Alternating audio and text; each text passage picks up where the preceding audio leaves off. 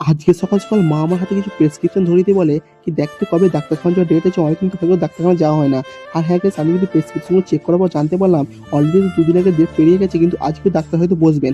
আর সেই মতো আমি মাকে বললাম, "তুমি ফটাফট রেডি হও।" আর আমি তো রেডি হতে শুরু করলাম। আর মা বলল একবার সেন্টারে কল করতে। আর আমি সেখানে কল করার পর জানতে পারলাম ডাক্তার কিন্তু সোমবারও বসবেন। যেহেতু guys কালকে ডাক্তার কিন্তু আসেনি। আর সেই মতো আমি আর মা ফটাফট রেডি হতে শুরু করলাম। আর এদিকে তোমরা অনেক প্রশ্ন করতে পারো, "দাদা তোমার চেতনানি কই? এটা আবার কার বাইক?" হ্যাঁ গাইস, এটা আমার বাড়িরই বাইক। আর আমার চেতনানি একটু সার্ভিসিং প্রয়োজন, সেটাকে আমি সার্ভিসিং এর জন্য দিয়ে আসবো।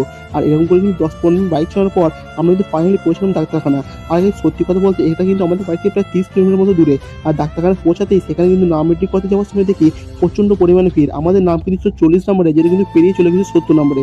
আর এটা কিন্তু দেখাতে, দেখাতে আমাদের প্রায় ২টো ২.৫টা বেজে গেছিল। আর আমরা কিন্তু বাড়ি থেকে কিছুই খেয়ে যাইনি। সেজন্য আমাকে আর মাকে লেগেছিল প্রচণ্ড খিদে। আর সেই মতো আমরা চলে গেছিলাম একটি মিষ্টির দোকানে এবং সেখান থেকে কাকুকে বলি, "কাকু আমাদের ফটাফট কিছু মিষ্টি দাও। আমরা বাড়িতে কিছুই খেয়ে আসিনি।" আর সেই মতো সেখানে খেয়ে পেমেন্ট করে আমি চলে আসি বাড়ি।